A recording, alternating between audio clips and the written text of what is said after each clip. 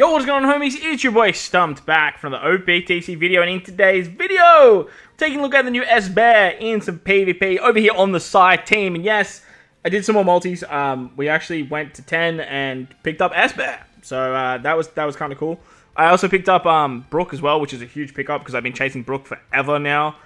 So love to see that. So now we're just missing Hadson and Jin when it comes to PvP units, but the crux of today's video, the topic of conversation, is S-Bear, the new Seraphim Legend to come for the 20 cost PvP units. And this guy is an absolute beast. He's a demon, he's a monster, he's a menace, he is on the tier of what S-Hawk is providing. He's doing a lot of crazy things in Rumble, and he's going to be an absolute terror moving forward. He can be used on both the side team and the shooter team. So I will be doing another video for you guys showcasing what the shooter team kind of looks like now. It's obviously had massive buffs with this S-Bear. Riser Shinobu was a step in the right direction, and now that we've got stuff like Frankie and Usopp and Lucci and Ace and all those other types of shooter characters, you can do some really, really nice stuff over on the deck shooter team. But as a centric for shooters themselves, you can do some really, really cool stuff there too. So, but like I said, we're starting it off on the side team because S-Bear does buff Psy as well. Whether it's a shooter character or a Psy character, S-Bear is going to give them a buff. Now, S-Bear brings another character to the meta that can apply the Forced Out mechanic. Now, Forced Out seems to be, if not the most broken ability in PvP right now. It is so ridiculously powerful, just knocking out a unit, taking away all of their abilities for the rest of the team, and just basically leaving the rest of the team in shambles to defend for itself. So starting off with the Slasher team, Law came out, he nerfed Slashers, but like I just find like Sanji does it way better, because if you just kill S-Hawk, like you don't have to worry about too much damage. Look, Roger Whitebeard is a bit of a menace, but if you take out S-Hawk, you're doing okay. And Sanji does that very, very nicely. The side team has so many 20 cost units. You have like Enel, Sol, and now S-Bear that you can run a disgusting bench of like Yamato, Gear 5, 6 plus Luffy, 9.5 anniversary Shanks, who works amazing off the bench. So you can do some really, really fun stuff with Psy now. I don't know if they've sort of hit the pinnacle of like your top 5 teams, but you can do some really, really fun stuff with them. They took down this particular fight very, very easily. You have Jin, and it also makes it very, very easy. But like Sanji for me was just like the big trick. Upside to S-Bear is that he's on a 20-second cooldown. He has a disgusting ability for a 20-second cooldown. Like it's actually wild. I wish I could pull it up for you guys, but basically what he does is he targets enemies in a large range for attack of 3.75. Now, this is a lot of damage already in a large range, so he can do some pretty fun stuff there. But when your team has no int-type teammates, he targets one enemy with high CT charge for a 100% chance of Forced Out for 15 seconds. So this is a ridiculous ability, mainly because he is on a 20-second cooldown, and 9 times out of 10, he's going to go before the enemy. He's going to pick out a unit that has a full charge, and then he's just going to force them out. And like I said, the Forced Out mechanic not only stops the unit from being in the game for 15 seconds, it can also allow you to get a win if it's the last unit, and it removes their passive ability from the enemy side of the field as well. So if the character that's, say, giving CD reduction gets removed, the CD reduction goes away. If the character that's giving all the defense to the team, all the defense goes away until that character is brought back into the fray 15 seconds later. And like I said, S-Bear can do this very quickly because he's on that very low cooldown. If you bring other characters like Wano Law to give himself level 6 cooldown, you can do some really, really fun stuff and have that special go off very, very quickly. Because as you can see, we're in the first 16 seconds of the fight, and we actually have his special ready to go. So he's just basically going to proc very, very early. Now, this is amazing to take out units like Nami Karina. It's very, very good for taking out other units like Cross Guild and Smoothie, and all those very annoying rollback characters that have so prevalent on some of these bigger Free Spirit teams or quick teams. And having S-Bear at your disposal just allows you to get to the mid-game very, very easily. On top of that, he does a lot of damage. Like, he's a big hitter if the enemy has lost quite a bit of defense. However, most of the time you want to be using him for that Forced Out mechanic, and he is going to do dividends when it comes to just disrupting the enemy team, and then allowing other characters like Sanji to do damage, and also sort of build up your speed and your defense, and then have something like Sol to go through defense as well. Now, Wano Law is a great option, but he just doesn't really provide that much damage, but you kind of want to have some sort of CD reducer. The other option you have, where my Sanji character is having a big hitter like Yamato, having something like Gear 5, 6 plus. You could run the Shanks in the front, but I'm a big fan of running Shanks off the bench now with all of these crazy PvP units in the front now. Like 50 seconds into the fight, and this is the second time we've used his special, which is absolutely bonkers, man. Absolutely bonkers. Esper in the front, though, does work quite nicely. He completely evades Forced Out himself, which is great when you're going up against other Espers. He reduces damage from in-characters by 30% and then increases damage dealt to in-characters by 30% as well. His passive buffs Psi-type or Shooter class allies attack up, defense up, level 6, recovery up level 6, and when you lose a teammate when he is in the field of play, he gives himself level 2 attack and CD reduction. So you can do some really, really cool stuff in the front lines. Unfortunately, he doesn't work all that well off the bench.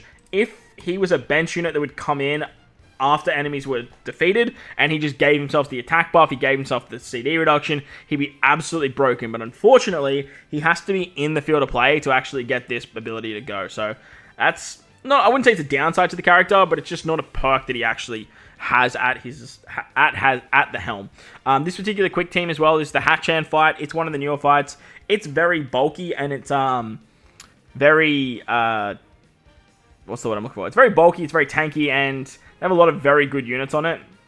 And it just sort of shows how well the Psy team can kind of stall out with all the shenanigans of special rollback and all that fun stuff too. Saying that, I don't know if it would beat like the most meta version of the quick team, but it did do some really, really nice stuff here. As for other Psy characters you could probably bring, you could use something like Kuzen, you could probably use something like Odin, you have Momo if you want to run some fun stuff like that, but as I was saying earlier, the Psy team just has so many PvP characters at its disposal that it's just so nice to be able to run such a disgusting, disgusting bench with stuff like Yamato and Shanks to salvage the back end of a fight. A real upside to Esper in the front, though, as I mentioned earlier, is disrupting enemies that can disrupt your team very, very quickly. Characters like Nami Karina are just an absolute menace in the meta. Characters like Smoothie and Crosskilled can also be very, very annoying to deal with as well. So having an ability to just force out a unit, not have to worry about their special, and just allow your team to sort of start moving quite fluently, works very, very nicely. So over here on the Cerebral fight, we have Nami Karina. They also have Robin, which is great for characters like Saul. This team actually works exceptionally when you're going up against HP cutters as well, because as soon as Saul gets below like that 70% HP cut, he just goes to the absolute wazoo. Like, he just hits so damn hard. So as you can see there, we managed to force out Nami Karina. It's absolutely massive for us, because now we don't have to worry about the special reverse. We can get stuff like the Sanji damage to go. We can get stuff like Yamato's damage off. We can get stuff like Wano Law to go.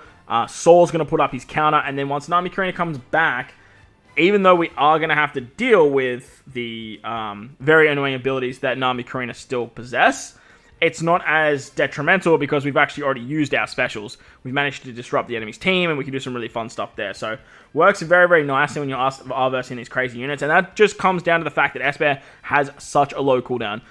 20 seconds is absurdly low to apply a forced out mechanic on one unit, which is just absolutely nuts. It's absolutely crazy. I don't know if Esper's best team is Psy 2, but having him over on this Psy team is definitely a massive buff for what Psy needs. Because right now, they're just in this weird spot where they've just got a lot of characters at their disposal, but they don't really have the perfect pieces of the puzzle to sort of make their team sort of fit. So Robin's just going to HP cut us into the ground, which is fine, because once Saul's ready to go once again. Esper, by the way, was just about to die, managed to get his special off, stop their Saul special, and just works amazing. Esper can also be a really good damage dealer for the team as well. As you guys see, in this sort of front lines, we don't have that many big damage dealing units. Saul's great when he gets below that certain HP threshold. As you can see, like, he hits so damn hard.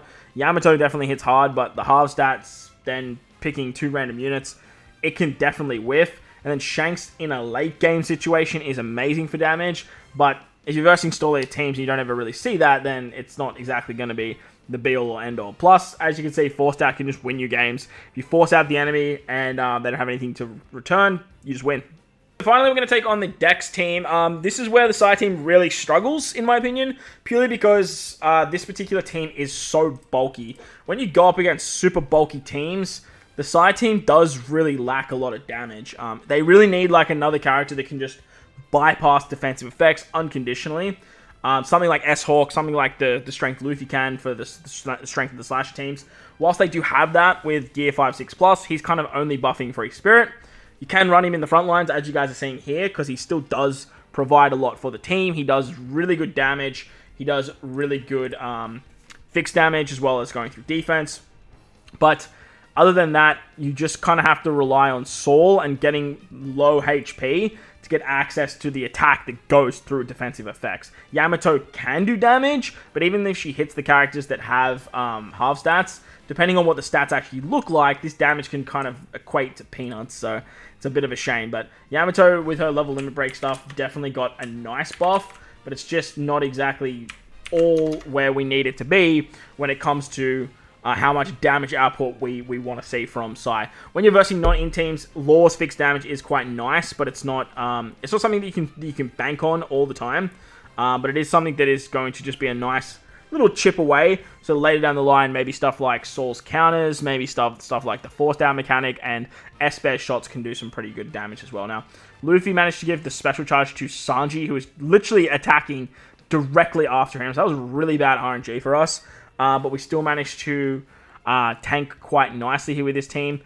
Saul, you kind of want Saul to take damage because you want Saul to activate his big attack that goes through defense. I haven't 150'd my Saul because I found that you don't want to have him too tanky, but you still want him to be hitting really, really hard. So I stopped at 130, and I think I might leave him there, just because the damage output he has is really, really nice, as you guys will see here. Manages to take out both S-Shark and Luffy, which is great.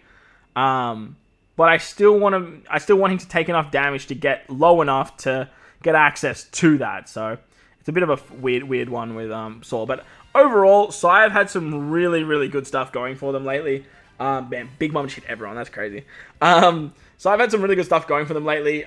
We had level limit breaks. We've had new characters like 6+1 Law. Obviously, Esper and Saw being PvP rare recruits and legends. Definitely helps out. And then obviously stuff like the level limit break for Yamato is definitely going to put them in a really good spot too. Saying that though, I still do think they need a little bit of help. But let me know what you guys think of Psy down below in the comment section. While you're down there, belt the like button, hit the subscribe button, do all that good stuff. Most importantly, wherever you guys are in this beautiful world, please remember to enjoy the rest of your day. As always, homies, thank you all for watching, and I'll catch you all in the next one. Loads!